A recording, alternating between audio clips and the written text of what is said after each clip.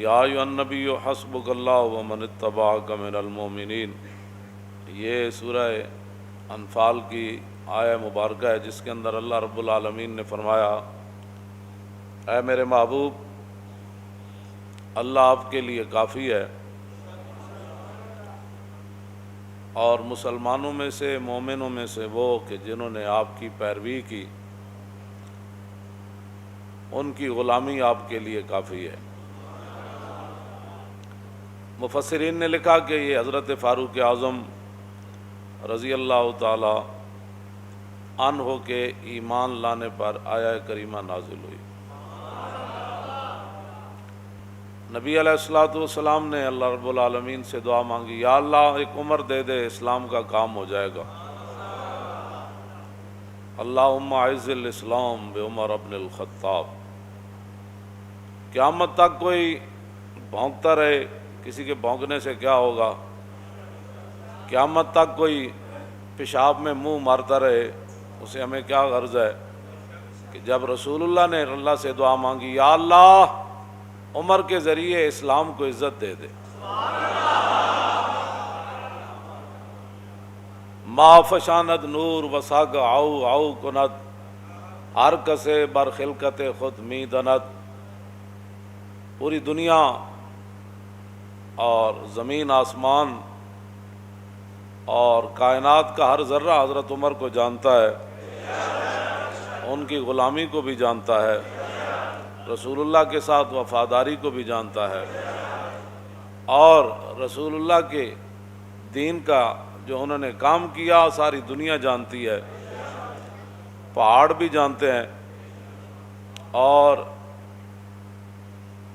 جو حیوان ہیں وہ بھی جانتے ہیں۔ جب فاروق اعظم رضی اللہ تعالیٰ عنہ کو لولو نے دو دھاری خنجر جو ہے زہر سے بجھا ہوا زہر آلود حضرت عمر پر دوران نماز، آپ نے اللہ اکبر فرمایا یا نہیں؟ صحابہ اس بارے میں واضح طور پر یہ بات ارشاد نہ فرما سکے کہ حضرت عمر نے اللہ اکبر فرمائی یا ابھی ہاتھ ہی اٹھائے تھے تو اس نے آپ پر حملہ کر دیا دوران نماز، تو آپ کا جسم مبارک جو ہے وہ کٹ گیا اور آپ مصلی رسول کے ساتھ ہی گر پڑے۔ تو بعد میں صحابہ پھر ایک حکیم کے پاس گئے، آپ کے علاج کے لیے دور دراز اسے لینے کے لیے گئے کہ بھئی آپ آئیں حضرت عمر کا علاج کریں۔ جب وہ حکیم صاحب صحابہ کے ساتھ آ رہے تھے تو راستے میں کہنے لگے میں واپس جا رہا ہوں، حضرت عمر کا تو وصال ہو گیا ہے۔ وہ کہنے لگے آپ کو کیسے پتہ؟ آپ نے فرمایا یہ جو بکری ہے نا دیکھ رہے ہیں، یہ جو فصل کھا رہی ہے یہ اس مالک کی نہیں ہے، یہ کسی اور کی بکری ہے جو غیر کا فصل کھا رہی ہے، اور جب تک حضرت عمر زندہ تھے تو بکریاں بھی غیر کا فصل نہیں کھایا کرتی۔ یہ اس بات کی دلیل ہے کہ حضرت عمر دنیا سے تشریف لے گئے۔ تو جو لوگ بے نماز ہیں، اور بے نماز بھی اس طرح ہیں کہ وہ جماعت کو کوئی اہمیت نہیں دیتے، کوئی شرعی مجبوری ہو تو وہ تو ہے، میں سب کے ساتھ یہ میں خطاب کر رہا ہوں، پوری امت کے ساتھ، کہ فاروق اعظم رضی اللہ تعالیٰ عنہ شدید زخمی ہو کر گر پڑے، اور لولو کو پکڑتے ہوئے مجوسی کو اور بھی صحابہ شہید ہو گئے۔ پھر ایک صحابی نے اس کے اوپر کمبل ڈالا، اس نے پھر اپنی گردن کاٹ دی تاکہ یہ راز راز ہی رہے کہ حضرت عمر کے شہادت کے لیے کہاں سے سازش چلی۔ تو بات جو میں کرنے لگا ہوں بہت بڑی بات ہے، اگر کسی کو سمجھ آ جائے کہ فاروق اعظم رضی اللہ تعالیٰ عنہ کو اگر بر وقت صحابہ اٹھا کر گھر لاتے، بر وقت علاج معالجہ ہوتا،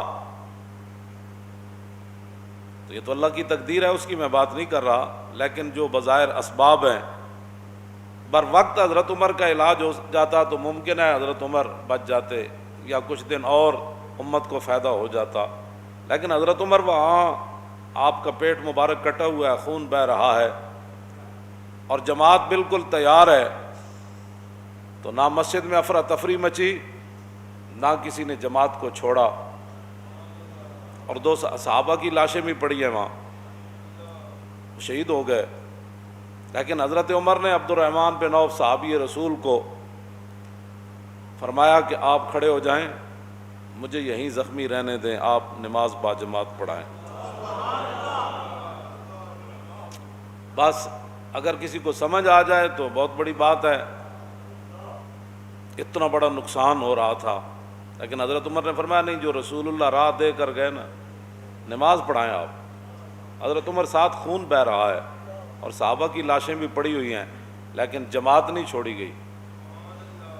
اور آج مسلمان ہر چیز چھوڑ کر جو ہے وہ چاہتے ہیں کہ مسلمانوں کی عزت ملے، ایسے نہیں ہوگا، ایسے نہیں ہوگا۔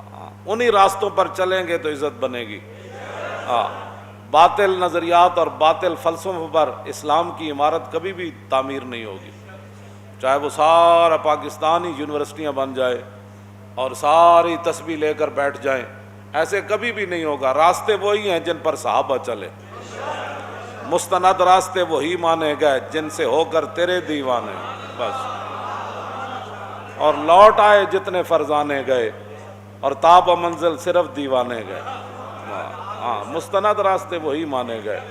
کوئی لاکھوں قیامت تک بڑھ بڑھ کرتا رہے اور لاکھوں نئے نئے نظریات نکالتا رہے، نظریات وہی ہیں، راستے وہی ہیں جن پر صحابہ چلے، اور چل کر پوری دنیا کو بتایا کہ کی محمد سے وفاتو نے تو ہم تیرے ہیں، یہ جہاں چیز ہے کیا لوح و قلم تیرے ہیں۔ اب تو مسجدوں میں جمعہ پڑھنے کے لیے بھی لوگوں کو پریشانی ہوتی ہے کہ مسجد وزیر خان میں لبیک والے جمعہ پڑھنے نہ جائیں۔